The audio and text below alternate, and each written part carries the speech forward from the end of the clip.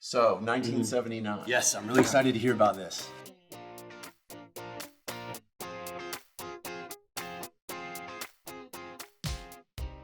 So the market was really heating up in 1979, and Sotheby's came calling. Okay. And they wanted to buy New England River Coin Galleries. Really? Wow. You're like, and how old are you at the time? I had just turned 27. You have a thriving business. You have a thriving auction company. You got a beautiful retail store. And you get this phone and a call. great reputation. Yeah, you're just probably living the dream. the best brand in our field. It's great. You're living the dream. And we were doing more business than any other coin company. And they said, we want to buy New England. What was that phone call like? Well, it wasn't a phone call. It was a visit from their even better. development. Their head of development. I don't remember exactly what his title was. But they basically offered a package. They offered me a package that was worth $22 million. Really? Wow. That's insane. Yeah. That's great. And my dad said, you got to sell it. You know, that's a great so deal. Funny. Yeah. And I thought, maybe I'll do that and I'll run for Congress or something. Sure. Yeah. But Charlie talked me out of it. And a few of the other employees talked me out of it too. Really? Yeah. And so I said, I didn't sell it. What was their reasonings to talk you out of it? They go, hey, Jim. And these are people that you trust. You've been around you a long time at this point. They just said, the market's getting really good. You're going to get more later, basically. And we don't think it's the right time to sell. Gotcha. And it looked like they were right, because in the first half of 1980, the company made $10 million. Wow. Yeah. That was a lot of money back then. Yeah. And I thought, well, good thing they talked me out of selling. And then the crash came. I mean, it really started in April, but it seemed temporary in April. It seemed like a 20 or 30% price adjustment, a little profit taking maybe. But so tell me about that crash. Like, I heard it happened at a couple, it was really fast, right? Yeah. It just happened. Like today, it's hard to imagine coins going in value overnight by half. But it was more than that, and it was, tell us about. Yeah, well, overnight, it was probably 20 or 30%. Wow. And that happened at the Central State Show in April, 1980. But it wasn't, it was still very profitable, even with that, because most of the inventory had been acquired months earlier, and, all I had to do was lower the price, and I'd still be making a nice profit. And so business continued to do pretty well. Were you freaked out that the market corrected by 25% at a show? No. Okay. And I really thought it was temporary. Okay. Because I had never seen that a correction bigger than that. Of course, as most people in coins from that era know, the prices really crashed by 80% or more. Wow, that's crazy. But that was from then until maybe the middle of 1982. Okay. Yeah, the prolonged bear market. Yeah. So that must have been a really rough time. It was, but at that point, by the end of 1980, Charlie and I were kind of at odds, and he also wanted to move to Arizona. Sure.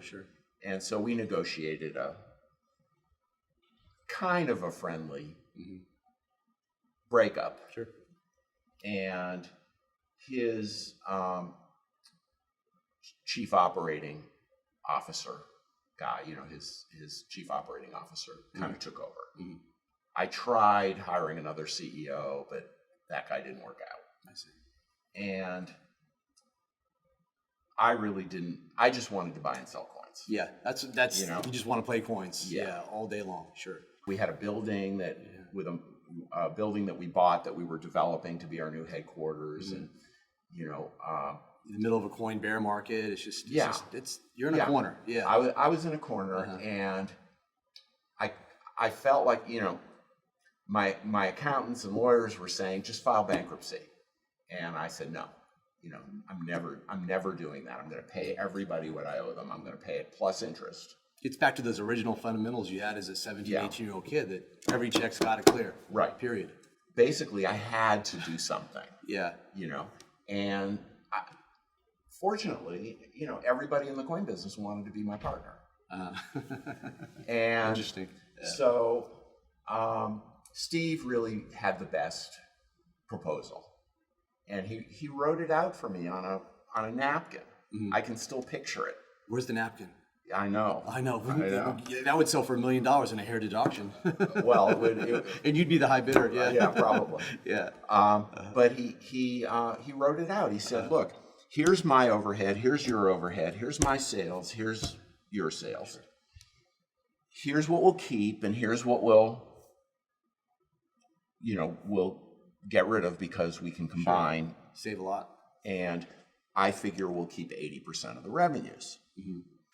And he said, "So what I'll do is I'll sell you half of my business at book value for a non-recourse note. And I'll buy these businesses from you, or the entity will buy these businesses from you with these payouts.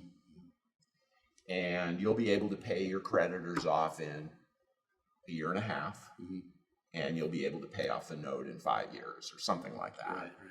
And you'll be able to keep all of your employees for these parts of the business, and you just sell the rest of your business to your other employees. Sure. And that way you won't have to do any more layoffs, and And I looked at it and made sense to me. So you saw a path to pay off your creditors, right? Which was and he critical. said the only thing is you have to move to Dallas because he was married. He already had he had kids, and I wasn't. And I like Dallas anyway, so that was easy. So Heritage started on a napkin. Yeah, that's it awesome. did. And Steve had, Steve had money because he had bought a building also, but his building turned out to have a parking lot that somebody really wanted. So he wound up selling the building for a big profit. I wound up losing money on mine. Wow. But he was wrong about how long it would take to pay off the creditors in the note. I actually had the creditors paid off in like 6 months. Wow, that must have felt good. And the note in a little over a year. Oh, you felt really good. You're thriving, yeah. Yeah. So the coin market turning around at this point? The coin market was really turning around, and it just turned out that Steve and I were a great match because our talents were so perfectly complementary. Sure. I just wanted to do the coins at that point, and I mean, I did a little more than coins, but a little strategy with him. But he took care of the business, and really, he's a great businessman. I mean, he really nails the details. Yeah. Huh. And we both worked really, really hard those first few years. So it launched in 82 or 83, Heritage? We signed the deal in 82. Okay. And I moved there part-time, but didn't move there full-time until the first half of 83. I see. What was the like going from Massachusetts to Dallas? Well, it was a lot warmer. Yeah. Yeah. Made it easy. I loved Dallas right away. Yeah, it's good. I loved Boston too, but I didn't like the winters. Yeah, winters are brutal. Definitely And I just didn't really have anything that kept me there at that point. Mark was in Europe, and there must have been my this huge girlfriend, now my wife, lived in New York. Sure. And Okay. There must have been this big burst of energy. Like so you have Steve, you're excited, you're paying off your creditors, you're devoting these resources, you get to spend more time on coins, and there's a lot of adrenaline going on, I imagine, too. You're just excited to go to the next level. Like we're gonna make this thing really freaking work. Yeah. And we really did. I mean, I brought the European business there. Sure. Okay. We combined our auction companies. Did you hire a lot more employees? Like how many employees did you have when you merged, when you started Heritage? I'd be guessing, but I'd say maybe 35. Okay. And right away, did you start hiring more people? Very slowly. I see. Very slowly. But we did a lot of innovative stuff. Yeah. In 84, I had the idea to launch the first private grading service. That was NCI. NCI. And that caught on right away. Yeah, which I love that book. I know I mentioned about it, but I still have my original copy, but it made sense. It kind of spelled it all out for you. Because Photograde was great, but I felt like Photograde was, I think it was published in the early 70s, maybe in the 60s, but this really brought grading into the future, where I think as grading was starting to get a little bit more complicated, coins were becoming more expensive and higher grade, and so you wanted somewhat of a guide. And I think those color charts, the high points of the wear were great. Yeah, it kind of set a pattern for Heritage to writing that book, because we were making a lot of money from having our own proprietary grading system. Basically mine, the same one I had at New England. And just being consistent, because other dealers weren't as consistent as we were and didn't really know how to grade as well as we did. I mean, not that we were perfect, but we knew how to grade by our standard very consistently.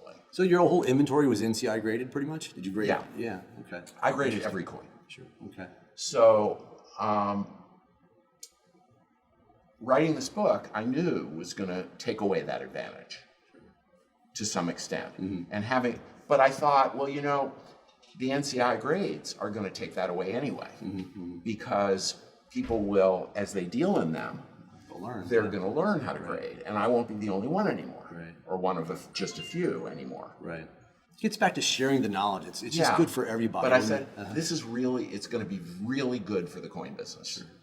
So I wrote the book, and it was, at that point, it was the hardest thing I had ever done, because I'm a terrible writer. I had no talent as a writer. It was my worst subject in school. I was a math geek. But that was part of the reason I wanted to do it, was because it would be hard for me, and I'd be pushing the envelope of my own skill set. Sure. And when I read it, I cringe, because it just doesn't have any grace to it exactly. It's just very technical. But it was so far ahead of its time, for sure, especially when you compare Photograde. And then getting back to, there's so much information out there today, it's still very few people really know how to grade, but there's a lot of people who have a good handle on it. But back then, as you pointed out, it was still the Wild West. Nobody really knew how to grade. Yeah, well, they knew how to grade the lower grades. Yeah, because of Photograde. Jim Ruddy wrote Photograde, and that was fabulous. Yeah. Before that was Brown and Dunn, and that was just line pictures. That's right, I remember.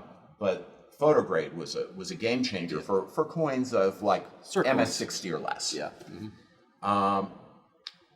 But the NCI grading guide was for mint state and proof coins, and that was where all the money was. Right. And that's where grading services were aimed, at clarifying those grades. So I think this is an important transition with collectors in the coin business in general, is because you see today condition rarities sell for phenomenal amounts of money. And obviously condition rarity being somewhat of a common coin perhaps, but in a very high grade. Or, you go back and you look at some of the prices in the 1950s and 60s, you'd have a BU, then you'd have a Gem BU, and the Gem BU would be priced 3 or 4 times as much. But around this stage, in the early 80s, especially with the introduction of NCI, then PCGS, you had this, you could quantify the coins a little bit more with the grading scale. And there's so many collectors out there who want the best, who will pay more for a little bit better coin. And I think this is why all this is important, because it introduced kind of what we see today, which is phenomenal pricing for condition rarities. Right. It's really critical. Back then, Right. It seems like you just had choice and gem, Yeah, but then you started to chop it up a little bit more. Yeah, I mean, I understood that coins that were almost perfect were worth a lot more. Sure. Not as much more as they are now. Right. But I would go to Steve's auctions as an example, or Stacks auctions, and I would buy all the nicest coins, the real top coins, and just mark them up 10 or 20%. But they would always sell, right away. Gotcha. And plus, having those coins out in my customers' hands became a big asset. Sure, gotcha, okay. And, when I went to Steve's, same thing. Sure. Just buy all the nicest coins. In addition to the bargains, anything that I thought was a bargain, I would buy that too. But this was before, this was all before the grading service. I see. Once PCGS came into the picture, I knew that NCI was toast, because it was just so much better product. No doubt. Yeah. And we closed down NCI because PCGS did something very smart. They made their grading standard tighter. It just seems like back then, the top of the food chain in terms of grades was like a 65 or a 66. We recently handled a collection that was predominantly older NGC holders, older PCGS holders, and phenomenal coins that were graded 65 and 66 that got regraded 66, 67. And it's just like, it's good to see them use the entire scale versus back then. Yes. Tight, but it's still kind of limited at 65. And you would never see anything really graded 67 or 68 back then, right? Very rarely. Yeah. It had to be an off the charts coin. Yeah. Like phenomenal. Yeah. So yeah. So that was just sort of the nature of the development of the grading business. And after we sold our stake in PCGS, we were allowed to make a deal with other grading services. So we bought into NGC. I see, yeah. And what year was that? Mid-90s. Okay, gotcha. And you still have that stake too as well? Yes. Okay. Yes. All right. Non-voting shares, though. We don't have any control over the company. You got no say in it. We can give advice like any other customer. Sure. Gotcha. And we support both grading services. Okay. So now we're getting in the 90s. What I think is huge for Heritage. I feel like, I would definitely want to talk about that meeting when you guys talked about this thing called the internet. Let's talk about this some more. Because, looking from the outside, you guys have an unbelievable website, invaluable resources. The auction archives are just, you daydream all day long on that. But you made a decision at some point, in the 1990s to really go all in on the internet. Yes. Big, huge, bold decision. Tell me what that was like, those discussions, the ideas. Well, was Steve like no or yes or, We had turned Heritage into mostly a wholesale company. And I loved the auction business. This was early 90s. Okay. And I wanted to invent and, be sort of more of a technologist. And Steve just wanted to, Steve said, well, we're making all this money in the wholesale business, basically. And we were supplying a lot of retailers. And we had a great European import. Sure, you're getting bags of Saints every week, and Yeah. it was great. And did you feel you were gaining traction on Stacks and Bowers at the time? A little, because we were buying the A&A auctions, and we were clawing our way up to the second tier. Okay. But we were never getting the huge collections. And I had this idea for a novel. It was really, I actually had an idea for a product, which was a foolproof lie detector that could read in your brain. But I knew I couldn't really invent it. I knew we didn't have the technology yet. And I thought, this would make a great novel. So I told Steve I was going to go on half time and half salary because I wanted to write this novel. You, the non-writer. Me, the non-writer. Yeah, you were, okay, that's cool. And I figured if I could write the NCI grading guide, I could just do it like a project. Sure. And I hired editors to clean up my,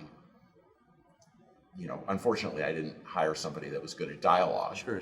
And I'm terrible at it. But I think I wrote a really, for the time, a really good novel that that maybe, in my mind, would get somebody like Elon Musk to invent the machine that I had envisioned. Yeah. So maybe you should own a piece of Neuralink. Maybe it's originally your idea. Well, Elon Musk's company, yeah. I doubt it. Yeah. But anyway, I wrote this novel called The Truth Machine about a foolproof lie detector and sort of its development and the person who develops it and what happens to them and what happens to the world. Sort of a timeline between 1990 and 2050. And I was a bit of a futurist anyway, so I had been studying all these things. But when I wrote the novel, I really got into research. And it seemed like I started seeing around corners. I knew what stocks to invest in, because I just had an idea what was coming up next. I could tell, I totally understood the network effect before anybody I knew did. It's like Wayne Gretzky, don't go where the puck is, go where the puck is going. Right. And you felt you were And so, you know, I made a lot of money in tech stocks in the mid 90s. And I also convinced Steve that we needed to go all in on the internet, and he got it. I mean, he was on board, and so was Paul Minchell, and so was our IT team, and the archive was very similar to the decision that I made when writing the NCI grading guide, which became How to Grade U.S. Coins, which is we're going to cannibalize our cash cow, which was our trading business, by giving away information for free that we use to make millions of dollars a year.